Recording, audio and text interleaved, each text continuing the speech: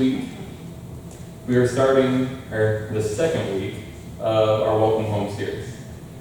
This series, if you missed it, last week, we talked about the son that we usually call the prodigal son. If you're not familiar with that word, which I never was until church, and I only thought of it as the prodigal son, as this kid left, he's wayward. I thought that's what it meant. But prodigal actually means reckless. He was the reckless son. He was the careless one. He was the partying son. He was the wasteful son. He was the son that did a lot of bad things. Now, that's what we consider reckless. And when we were talking about him, the focus of last week was never mind what you have done, just come home. When we talked about what he did, and his father still just waited for him. Everything he did, all the actions, all the recklessness, the wastefulness, he wasn't like, don't come back home. You're not welcome here. He was waiting for him. And just kind of to recap that story, if you're not really familiar with it, this son, there's two brothers, there's a younger and an older son. And in the time frame where Jesus is telling the story in Jewish law, the older son would get 2/3 of his father's estate when his father passed away, and the younger son would get 1/3. If there were more brothers, the oldest son would still get a double portion of what everyone else got. So he would get more. So if you're an older sibling here, remember that when you talk to your parents. Hey, this is what God said we should do, I'm the younger sibling, so I don't advocate that, but I am the only son, so I guess that means I get all of it by Jewish law, so maybe I am okay with this. But the younger son comes to his dad and said, hey, I want what's rightfully mine. Basically saying, Dad, I know you're still alive and I shouldn't get this till you die, but go ahead and give me 1/3 of your estate. This is the equivalent of today. You call your dad or your parents and say, hey, I know you have this, $100,000 life insurance policy. Can you go ahead and write me that check of my portion? Please, thanks. Appreciate it, Dad. I don't know about you guys. This would not go over well in my house. I know my dad's not going to be like, yeah, son, let me just write you a check. He'll laugh and talk to me about this later when he watches from South Carolina, but it's not going to happen. My dad would be like, oh, you're funny, you're making a joke. But this father, what he does, he says, okay, gives him his 1/3, and then, money wasn't the main means of what their property was. It was the cattle, it was the sheep, it was the goats, it was the donkeys. So he gave him 1/3 of what he owned. He didn't just give him a bag of cash, but the words that used to describe what happens, the son sold everything, got it, he liquidated, right? Got it in something easy to carry, put it in a briefcase full of money like you see on TV, and packs his bags and leaves. He goes to a faraway land and he lives it up. He's partying, he's having fun, he's doing all the things that a reckless, wasteful son would do. He's buying drinks for everybody at the bar, he's wasting money any way he can, he's going through it as fast as he can. Then, what happens? Anyone ever had get a check? Remember when you're kids and you get that $100, you think you are rich, and then so you go spend it, and then you're like, wait, I don't have any money left now? Anyone ever done that? I do that as an adult still sometimes. I have to be kept in check by my wife. Because it's like, but this car part would be really cool, It's things that we have, it's like, I know a lot of guys that they gotta buy guitars, they gotta buy guns. One of my friends, him and his wife, they can't share an account because he would just spend it, and he knows that. And he's like, this is the money I make, this is the money she makes, we split the bills, but this way is safer for both of us. It's safer. That son, he did that. He's just like, I'm going to spend it all. He's broke. And then a famine strikes the land. So then, not only is he broke, no one else has extra to give. If you've ever been in a time of famine, or you've been in a time when money's short for you, it's like, man, all I got is enough for me and my family right now. I don't have any to help. That's how everyone was around there. So he becomes a pig farmer. He serves for this guy who apparently can't even give him food because he's starving. He's standing there thinking, man, that pig slop was really good. I have 2 German Shepherds, and I feed them 2-3 times a day, and I have never once looked at their dog food and been like, that looks really good. You ever open a can of dog food or cat food and think, I'd try that? No. How much worse is it for farmers? I grew up in a farming community. We fed our cows every day. I've never ate grain from their crop. I've never ate hay. Well, I probably have chewed on hay, but that's because you stick it in your mouth, you chew on it. That's a farmer thing. I tried it and I hated it. I don't know why people do that. But you don't do it on purpose. You're not sitting there thinking, that looks good. That's how hungry he was. He was so hungry that even what the pigs ate began to look good. And then he realized, my father's servants, the people that don't have wages, they're slaves. They have food to spare. My father takes such good care of even his slaves that I would rather be a slave in his house than to be here starving to death. And when he talks about it, he says, I'm going to go home. I'm heading home. Even though he had been gone so long, it was a place that he wanted to leave. It's a place that he had wanted nothing to do with. He still called it home. It was still home to him. So he goes back. And apparently his father's been waiting. His father's been watching. He's been looking off into the distance, and his father sees him a long ways off and runs to him, which would have been a big Jewish no-no. Fathers don't run. It doesn't show your prominence in running. I kind of like these people because then I would never have to jog in my life, and I'm okay with that. But fathers were not supposed to run. If you're a prominent figure, you did not run. But he ran to his son. He greeted him, and his son has rehearsed his pitiful speech. Father, I have sinned against you in heaven. I am not worthy to be your son. Please take me back as a servant. That's his speech. He's rehearsed this over and over. And I know I've had a few of these conversations, and you do rehearse that over and over in your head. He gets there, his dad hugs him, and he probably stinks. I mean, he's been walking, if I can talk today, walking a very long way. Been farming pigs before that. It wasn't like he could exactly, hop in the motel and take a quick shower and bath and head home. He stunk, and his father still embraces him, hugs him, and he starts to tell him a speech. You know what his dad does? He ignores him completely. He doesn't address it. He doesn't say, no, it's okay. He just tells the servant, bring the robe. He needs a nice robe. It's probably torn up and tattered. He needs a new robe. Give him the ring. If you know anything about ancient cultures, even up into the medieval times, they had rings that were signet rings for family. And on a signet ring, basically you could put ink or something on it, and you would sign for it using that ring. He says, bring the ring and put it back on his finger. He was giving his son, his reckless, very wasteful, prodigal son, a ring saying he can sign for our property. What we need, he is a member of this family. And then he tells him, bring in the fatted calf, let's throw a party. We're going to celebrate. My son was dead, but now he's alive. And that's what we're picking up today. We're picking up talking about the older brother. So I mentioned a little bit earlier that I am the youngest of three. I have two older sisters, and I have a sister who I feel that, especially in my teenage years, I could say she was a prodigal daughter. And I would feel fine with that, and I would say that to her face. So if she watches this, she'll know, and she should know. Because we were all there. But I kind of relate with the older brother that we talked about today. I was a good kid. I didn't drink. I wasn't a drunk. I didn't do drugs. I didn't, party. I didn't, do this. I made straight A's. I was always the honor roll. I didn't do this. I didn't do that. My dad asked me to do stuff. I did. Didn't argue. I didn't talk back. I wasn't like, I don't really want to, or I'd rather play this video game. I just did. Because I found that when you do what your dad wants you to do, and you do it most of the time, when you ask your dad for something, you might get it. I learned that very young, but I also learned that my sister, and both of them, for various reasons, are like most teenagers, you kind of rebel and do stupid things. I saw that they got nothing positive from it, so I didn't want anything to do with it. I'm like, I'm gonna be the good kid. But sometimes that hurts you. And the reason I say that is because when you are the good kid, sometimes you look at others and you think, they are ridiculous. Don't they know how stupid this looks? Or don't they know this is what's going to happen? You look at things in a different light, and it's not always positive. And honestly, I think when you're that type of person, if anyone's here, don't raise your hand if you're like me on this, but you kind of see the worst in people sometimes. You begin seeing that they're only doing this because they want this. Or they're only doing it because they want that.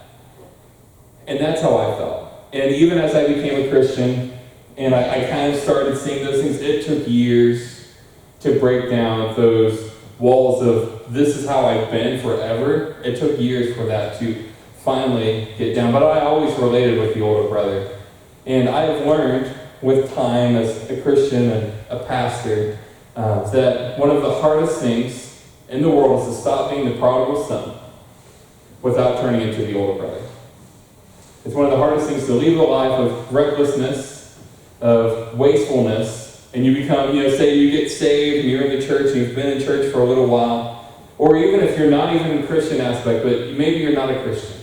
You're in the workplace, you were that slacker at work, right? You didn't show up on time, you left early, you took extra breaks, but one day you finally get serious about work and you start showing up, you start doing the job, then know what you say? So-and-so hasn't done half of what I've done today.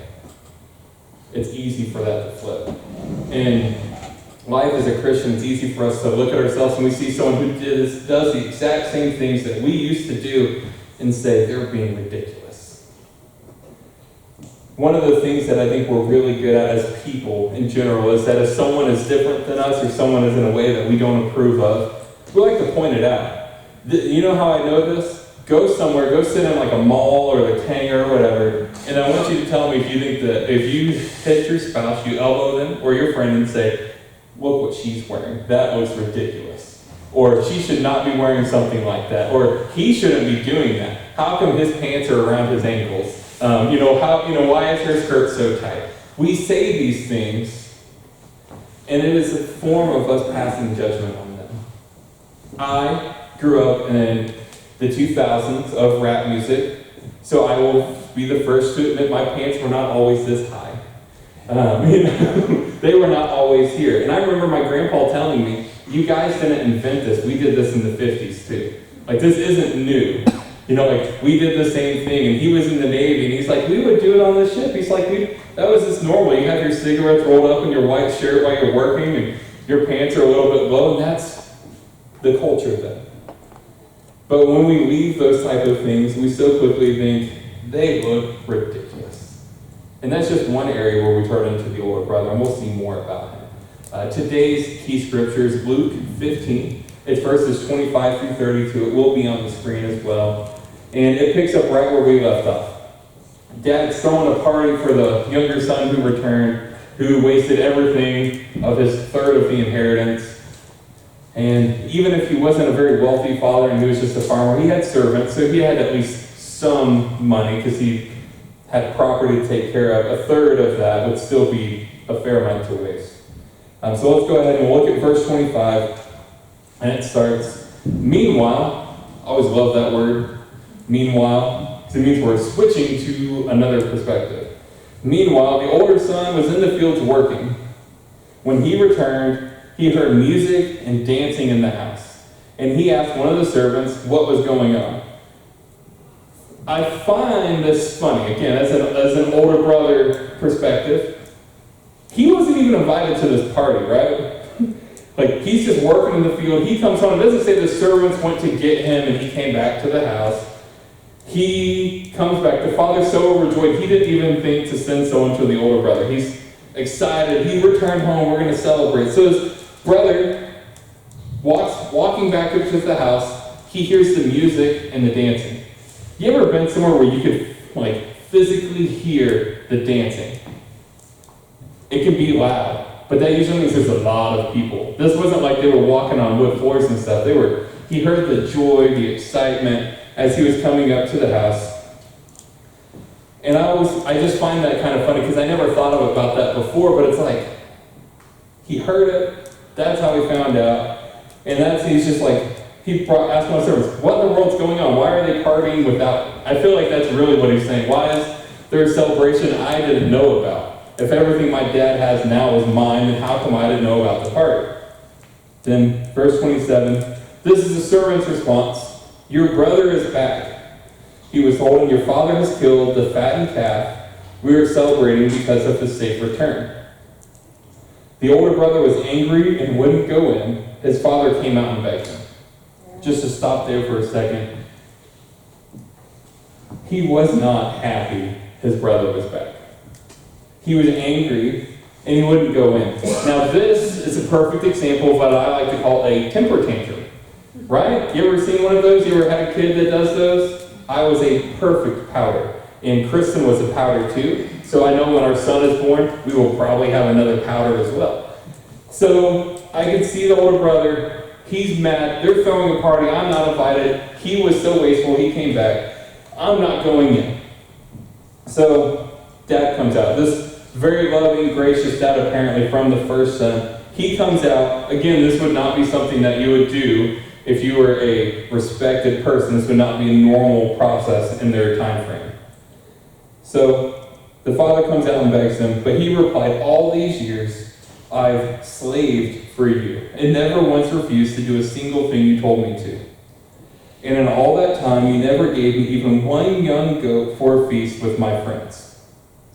Yet when this son of yours, emphasis there, comes back from squandering your money on prostitutes, you celebrate by killing the fattened calf.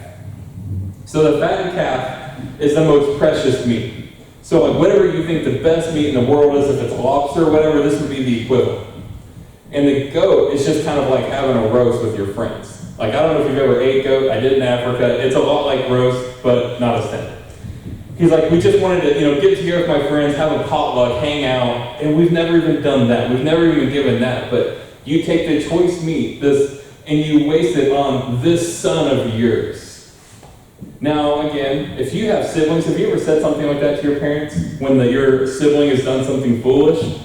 That son of yours has done this.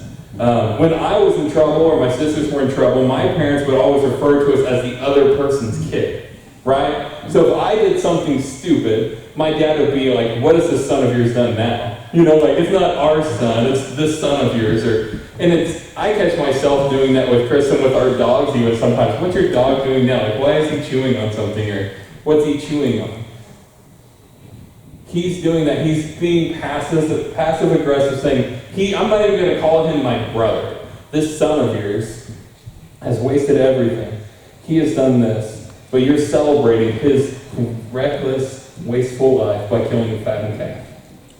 Then his father said to him in verse 31, look, dear son, you have always stayed by me, and everything I have is yours. We had to celebrate this happy day, for your brother was dead and has come back to life. He was lost, but now he is found.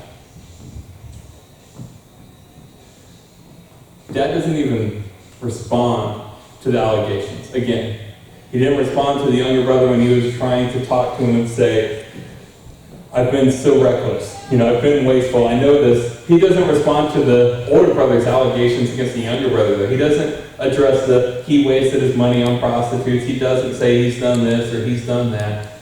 He just says, look. And I know when a parent says look to their kid, it's a very serious moment. Right? It's kind of like when you're from the South, because my parents are from Texas, so I consider myself to be Southern. If you tell someone, listen here, buddy, that's a very serious moment. The father's saying, look, listen, right? You guys, if your parents tell you, listen, you're going to pay attention, right? Right? And you're going to be like, okay, I'm in trouble. Like, what's going to happen? Listen, look here, dear son, you're still my son. Everything I have is yours. You've always stayed by me. I know, he's saying he recognizes what the older brother has done. I know you have been here. I know you have been working. You've always been by me. But everything I have is yours. First of all, he's answering the question of the older brother is probably saying, well, he doesn't get a third of what I have now. He's not an heir anymore. He's saying everything I have is yours, so he's answering that. But we had to celebrate this day. We had to celebrate because the brother was dead and has come back to life. He was lost, but now he is found. If someone has been gone for a long part of time in your family, if you've had a relative who was the prodigal, who had been gone, who had wasted, and they come back and they're repentant and they're trying to change, you celebrate that, right? Or do you say, prove it? The older brother says, prove it. So the first part is, have you become like the older brother? Do we look at others and we see that they have the life that we had before, they're doing things that we have done before, and we say, you know what? I'll believe it when I see it. I'm saying a lot of things that I've said before. I'll believe it when I see it. Show me. We're in the show me stage. Show me. Prove it. Prove that he's going to get better. Or my favorite, that again I know I have said before, but they just need to go out and get a job and support themselves like the rest of us. They need to do this or they should do that. But becoming like the older brother is not a badge of honor. It's not saying, I've done everything perfect, look what I've done, here's where I am today. It doesn't mean that we don't do good things. It doesn't mean that God doesn't cherish doing good things. But when we do good things, only to be recognized, only to be celebrated, only to be seen as doing good, we're not doing it right. Jesus talks about prayer. I talked about this with some people we were talking to last night. And I remember growing up, and I grew up in a very traditional Free Will Baptist church. My uncle was the pastor at it. And when people would pray, everyone would start praying out loud. Not just like talking to themselves or talking to God and they're saying it out loud, but they would start yelling, and it wasn't always seemed to be done because they were so deep in prayer. It was they were trying to see who could be louder than the other person sometimes. As a kid, that's how it felt. And if you've ever been in an old school church, you might know what I'm talking about. When it's, this person's this loud, then I need to be this loud. And sometimes the person who's leading the prayer, you can't even hear. And as a 6-year-old, 7-year-old, 8-year-old who is a little ADD, that drove me crazy. Because I'm trying to focus on one person, and I hear everyone else. Sometimes when we pray like that, when we pray for attention, that Jesus says that's our reward. He talks to the Pharisees, if you put dust on your face and you put sackcloth on like you're fasting, if you do that, you stand on the street corners and you yell and pray because you want attention from those around you, that's your reward. You get the attention. That's what you wanted, that's what you'll get. Jesus says to go to a corner. He says go to a closet and pray. You don't have to do it in front of others for God to hear you. God doesn't say that doing this in front of everyone else makes you better. He just says doing it is the difference. So for me, that was always something that I always felt like I didn't need to be the person who prayed the loudest, verbally. I'd rather have a closer connection with God and Him hear me than everyone else hear me. But when we become like the older brother, it's about outward appearance. Do I look this way? Do I talk this way? Do I act this way? If I say this to this person, will they still think of me the same? When we act like this, and sometimes these questions are ones we do have to ask ourselves. If I'm doing this, why am I doing this? Because if you look at the older brother and you look at that story and you revisit it, he wasn't mad because of the party. Really, we look deep into it. He wasn't mad because of the party. He wasn't mad because his younger brother returned, and he wasn't even really mad at his father. You know what he was mad about? He was mad that his father gave away the fattened calf to his younger brother and has not done anything for him. That's what he said. You haven't done anything. He's basically saying, you have done nothing for me. I've done everything for you, and you've done nothing for me. I've asked for nothing. You've given nothing. That's what he's saying. He didn't love his father. He didn't love his dad. He loved what his father could give him. He just wanted his possessions. Really, if you go to the heart of it, he wanted the exact same thing the younger brother did. He wanted what was his. He wanted what was rightfully his, what belonged to him, what he thought was his, and he didn't want a thing of that to go to his younger brother. And if you have siblings, you know that if you have $100, you don't want your parents to give your brother 20 or your sister 20. That's part of the logic there. 'Cause it's mine.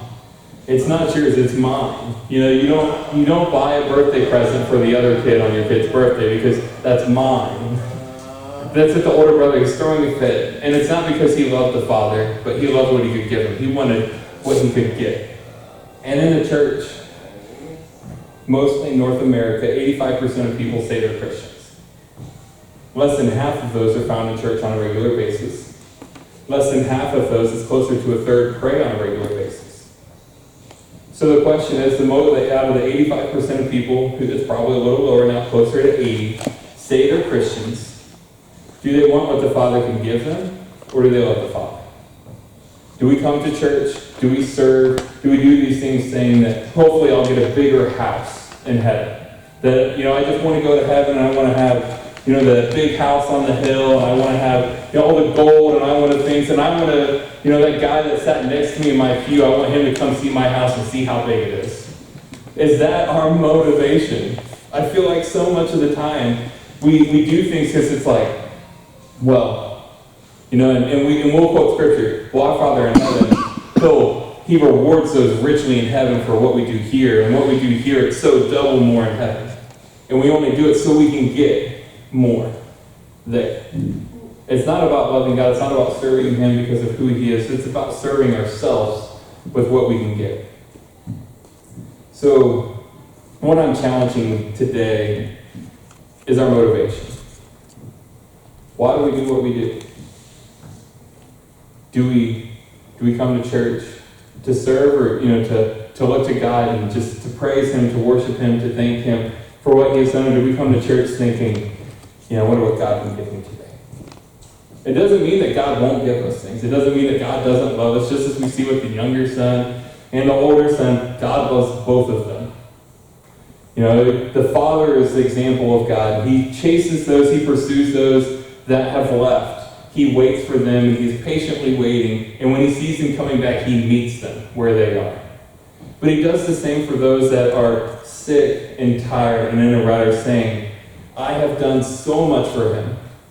I have served these people. I have done this. I have given money to the church, and I have fed the poor. We list all of the things that we have done. But what has God done for me lately? And we stand outside and we pout and we throw a temper tantrum. You know what God does still? He meets us. He meets us right where we are. He doesn't say, you have to come in and I'll talk to you. He didn't tell the servant, bring him in and I'll talk to him. He went to him and met him. So wherever you are today, if you're at a place where maybe you're the prodigal, you have been away, you have been gone, you have been reckless, you have been wasteful, God wants to meet you where you are. Maybe you're the older brother and you have judged and you have worked and you have felt criticized. God wants to meet you where you are.